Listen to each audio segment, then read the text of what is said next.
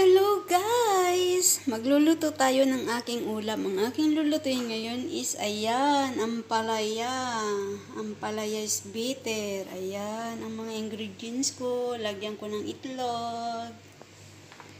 Magpapainit na tayo guys ng kawali para lagyan ko na ng mantika. Nilalagay ko guys na mantika is yung pinagprituhan lang ng manok. Ayan. Lagyan natin ng kaunti para igigisa ko sa bawang. Ayan.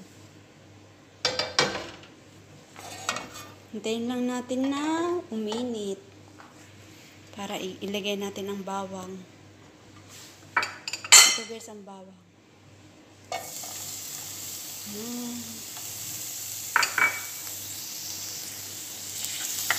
Haluin na natin para maging golden siya. Pag golden na guys, ilagay na natin ang sibuyas. Simple pagluto ko lang to ng aking ulam. My own version. Kasi buti nakaano ako ng ampalaya sa tindahan. Nakabili ako kahapon. Kaya magluto tayo.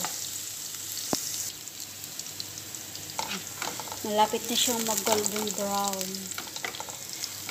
Dinamihan ko kasi guys ang bawang kasi paborito ko ang bawang sa pagluluto. Mas gusto ko maraming bawang at saka sibuyas. Total, okay lang naman kasi niluluto naman siya. Hindi naman siya hilaw. Mas gusto ko kasi maraming bawang at saka sibuyas para mas malasa ang lulutuin natin. Ayan na, golden na siya. Ilagay na natin ang sibuyas. Ayan.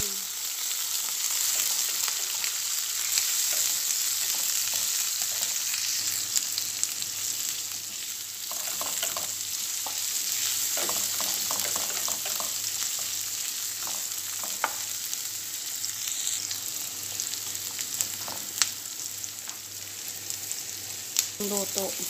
Tsambahan lang. Yan, ilagay na natin ang kamatis. Yan.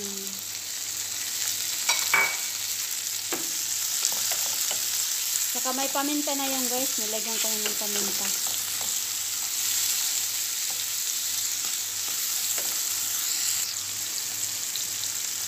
Lalagyan ko guys ng kaunting soy sauce. Sweet. Kaunti lang naman. Para mayroon pang kulay.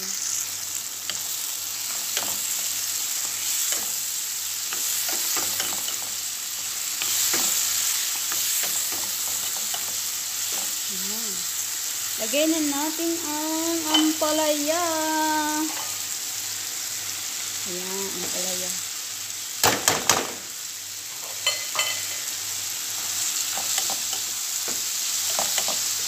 Hindi ko alam kung mapait siya. Binabad ko siya guys sa asin. Tapos pinigaan ko. Para hindi siya masyadong mapait.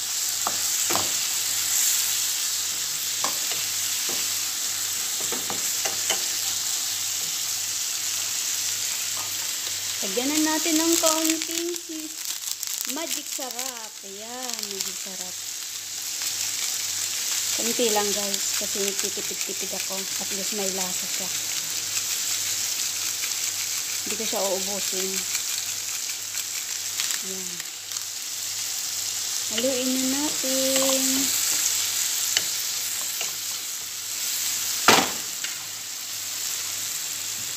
Takpan na natin.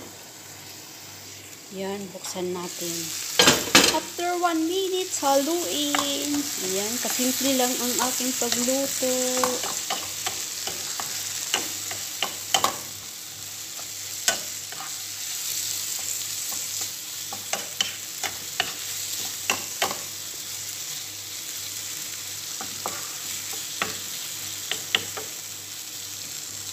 Hindi ko siya guys nilagyan ng tubig. Maya-maya ko siya lalagyan ng kaunting tubig.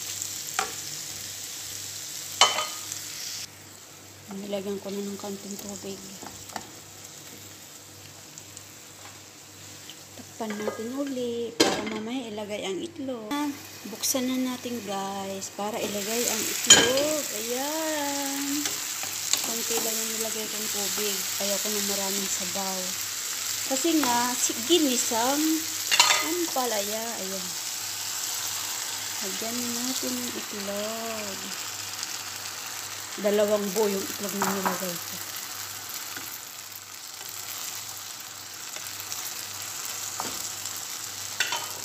Tatakpan natin para hindi masyadong yung itlog. Ayan, buksan na natin. Ilang minuto, ilang second lang para haluin natin. Ayan.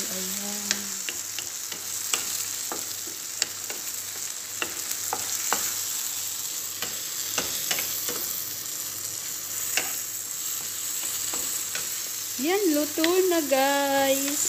Diba? Ang bilis lang ng paggisa ko. Ang dami rin pala. Isang pirasong ampalaya.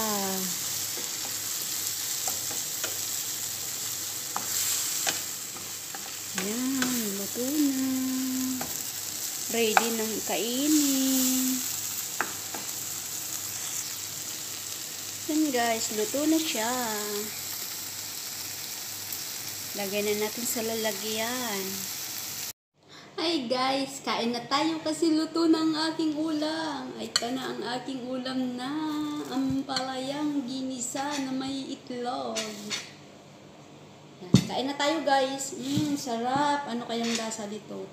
Tinikman ko lang to para kung tama na yung asin. Pero hindi ko na kung mapait siya. Tingnan natin. Ngayon lang ako nakakain ng ampalaya guys. Itong kanin nito ay kahapon ko pa itong tira.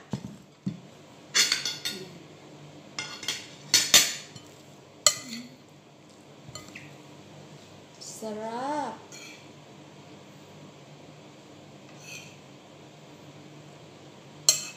Ampalaya with itlog.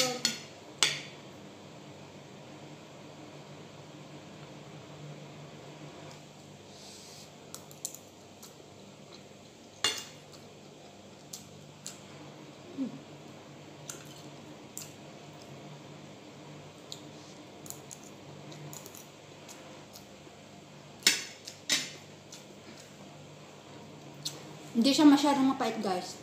Tama lang yung pait niya. Masarap siya. Kasi binabad ko siya sa asin. Pakahiwa ko na maliliit. Binabad ko sa asin. Tapos pinigaan ko. Tapos hinugasan kong isang beses.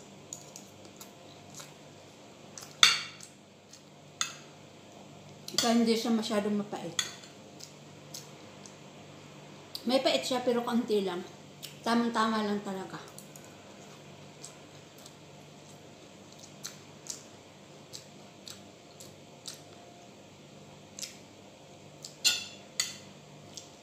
Marami rin pala yung naluto ko. Isang piraso lang yan guys.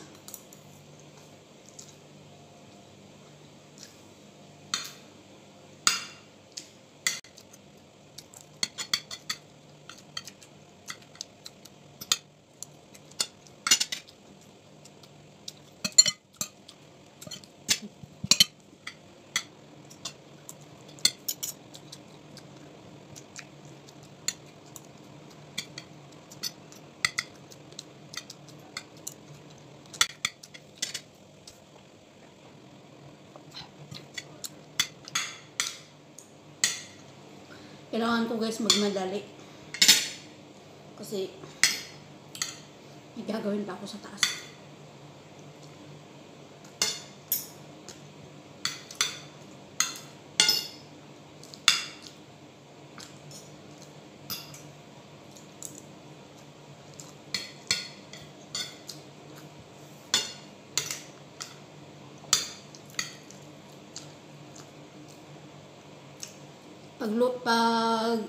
Pag-prepare lang nitong niluto ko, halos umabot ang kalating oras plus pagluto pa. Kaya baka mamaya tawagin ako ng Camel.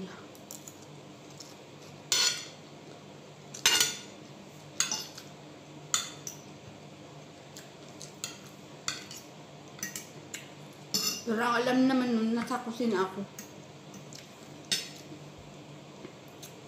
Pag magbabad ako dito sa kusina, alam nun na nag-ano ako ng pagkain ko.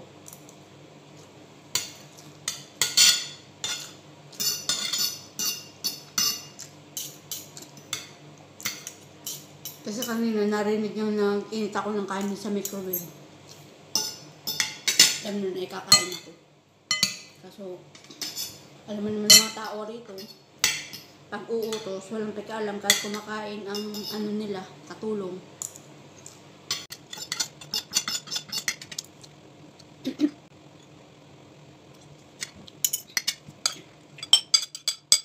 Maubos ko yata ang kanin.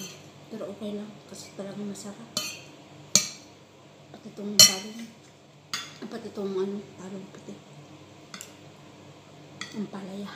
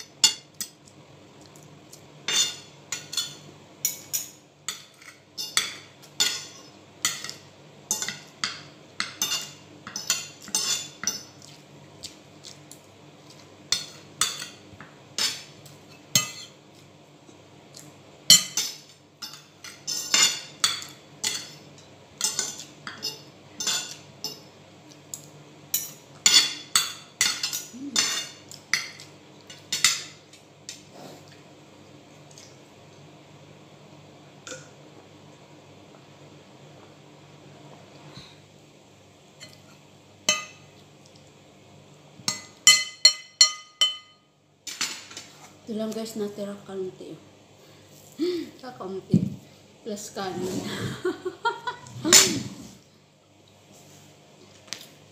Berandaan ko na lang yan mamaya ito. Pag samahin ko na ito, kaunting kanin, kaunting ampalaya. Yan na lang. Masarap. Bibili pa ako guys nito. Kasi meron pa naman doon. Kahit mahal, at least nakakain. Minsan lang naman akong bumili ng gulay. So yun na guys, bye-bye. Salamat. Sana nag-enjoy naman kayo sa panonood ng aking munting pagmukbang. Bye! God bless you all. Ingat po tayong lahat. Samantayong sulok ng mundo naroroon. Lalo na mga katulad ko ang OFW. Bye!